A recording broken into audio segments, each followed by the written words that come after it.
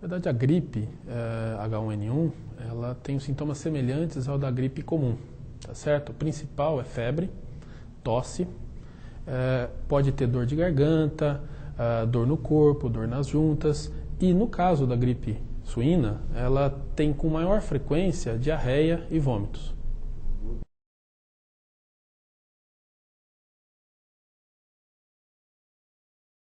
A transmissão da gripe, ela é por contato, por gotículas que têm o vírus e que se encontrar em áreas úmidas, na boca, no nariz ou nos olhos, pode infectar uma outra pessoa.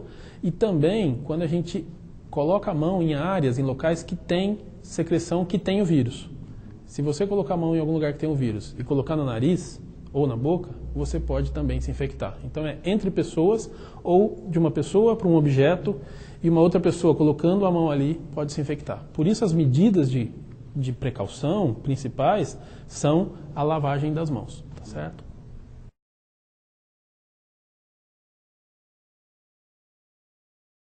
Além de lavar as mãos frequentemente, que é uma medida extremamente importante, o que a gente pode fazer também é manter-se afastado de locais onde tem pessoas com sintomas. Às vezes a gente sabe que isso acontece, às vezes não. Por exemplo, nos hospitais, nos pronto-socorros, hoje, muitas pessoas estão procurando. Então, nesses locais você tem pessoas e aí você tem algumas medidas para prevenir. Essas pessoas que têm sintomas, se precisarem estar num lugar coletivo, elas têm que usar máscara.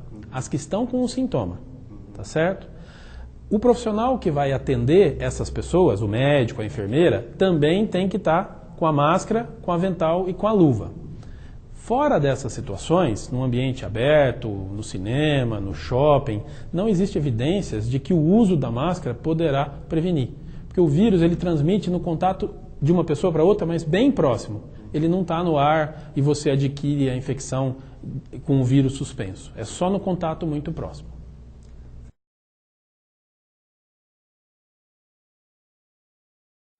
Qualquer pessoa que esteja tendo febre e tosse nos últimos 5 dias deve procurar o médico para fazer uma consulta.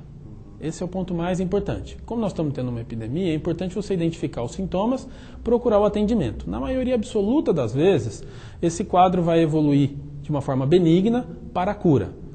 De qualquer forma, é importante o médico avaliar. Caso a pessoa comece a sentir algum outro sintoma que signifique gravidade, ela deve estar se dirigindo ao hospital, vai ser encaminhada. Uma outra medida que é muito importante para quem tem sintoma e não precisa estar no hospital sendo atendido é permanecer em casa. Você fica em casa para não circular em áreas onde você pode transmitir a doença. Então é procurar o médico e ficar em casa até a melhora total dos sintomas.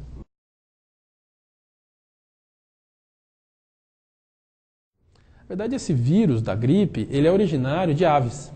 Então, um vírus que tem originariamente em aves, perus, frangos e outros animais começaram a adquirir formas desse vírus, variações desse vírus. Então, você tem o vírus suíno, você tem o vírus humano. Esse H1N1, na verdade, é uma mistura do vírus suíno com uma parte de vírus de ave com uma parte de vírus humano. Então, é um vírus novo. Qual que é o problema desse vírus novo? Nós, humanos, não tivemos exposição prévia a ele. Então a nossa imunidade não combate ele. Por isso que nós estamos diante dessa situação de epidemia, porque todos nós podemos ser infectados e desenvolver a doença. Então essa é a questão dessa pandemia específica, porque gripe nós temos todos os anos, tá certo? Então, e o vírus muda todos os anos, mas não com um vírus novo como esse, que juntou partes de 3 vírus diferentes.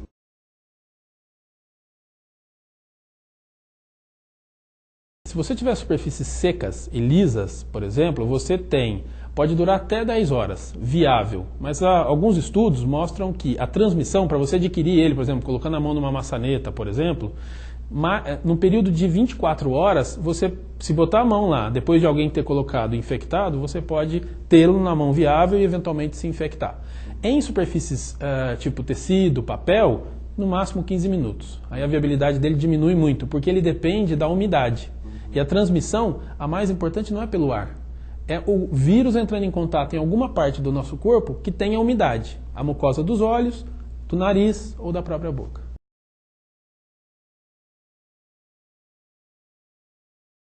Esse é um outro ponto interessante. O que a gente tem visto no noticiário, principalmente, são os casos de óbito, né?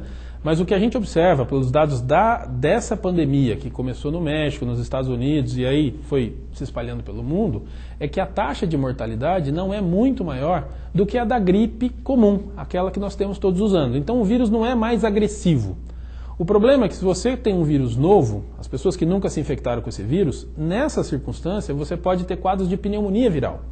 E aí algumas pessoas jovens podem evoluir para quadros de pneumonia e, eventualmente, até complicar e vir a falecer.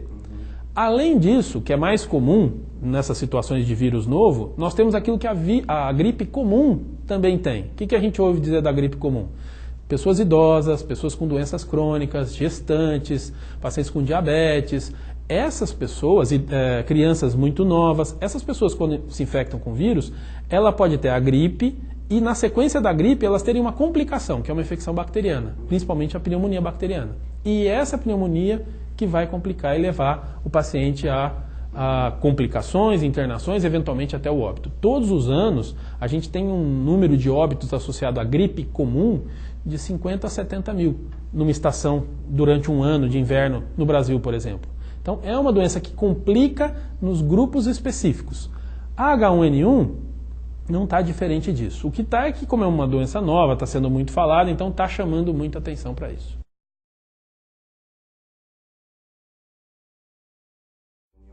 Para o H1N1 é o mesmo grupo específico de risco da gripe comum. E qual que no Brasil e na literatura mundial está mostrando para H1N1? Gestantes. As gestantes, inclusive, se você observar nos últimos 15 dias, o Ministério da Saúde fez uma recomendação para as gestantes evitarem aglomerados. Foi a única recomendação que teve para um grupo específico, porque nas gestantes, se a gente olhar os óbitos do Brasil, disparado, o principal causa de óbito foi a gripe em gestantes. Elas merecem um cuidado e uma atenção especial nessa situação específica.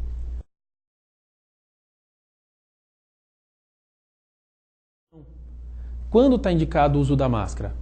Para o profissional de saúde, quando atende alguém que tem sintoma de febre e tosse, ele deve se proteger, porque ele vai estar ali no pronto-socorro, no pronto-atendimento, atendendo várias pessoas numa sala, num consultório, que várias pessoas vão entrar. Então, o profissional deve usar.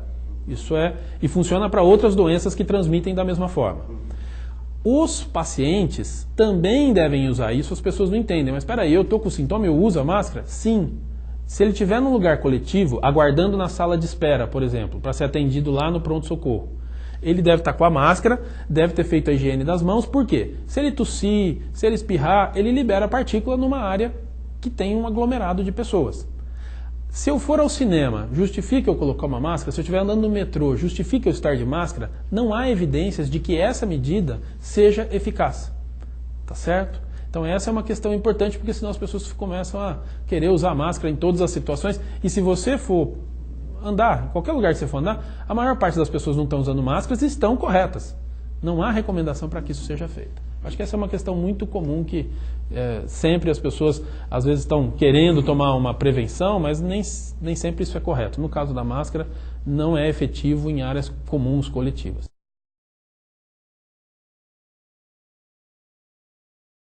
Na verdade, para a gripe, só retomando, antes até de falar da medicação, o que é efetivo para a gripe? Vacina. Por isso que nós temos a vacina para a gripe. Todos os anos o Ministério da Saúde oferece para pessoas idosas, essas pessoas do grupo de risco que eu falei, as empresas oferecem vacinas para os seus funcionários. Por quê? Porque está provado que se você vacinar, o número de casos sintomáticos de gripe diminui e o número de dias perdidos de trabalho também diminui. Consequentemente, diminui o número de mortes por complicações da gripe. No caso da H1N1, nós não temos vacina ainda. Ela começou a ser testada agora, em agosto. Na verdade, tem um teste em andamento. A expectativa é que no final de setembro, começo de outubro, a vacina já esteja disponível. Nesse momento, nós vamos ter uma medida eficaz para o combate da pandemia. Enquanto isso, o que nós temos de opção? Nos pacientes que têm sintomas de gripe e têm fatores de risco para complicação, nas gestantes, nos pacientes idosos, ou pacientes que já estão com a doença grave, que chama doença respiratória aguda grave. O nome que a gente dá para isso é DRAG, né? Doença respiratória aguda grave. Nesses casos, se a pessoa tem sintomas há menos de 48 horas, ou seja, ela começou a ter tosse e febre há menos de 2 dias, está indicado o uso do medicamento, que também tem sido muito falado, que é o Cetalmivir, ou Tamiflu, que é o nome comercial. Essa medicação é efetiva nessas circunstâncias e o Ministério já disponibilizou essa medicação para todas as cidades do Brasil. Então, havendo indicação, pode ser usado e é efetivo. Tá certo?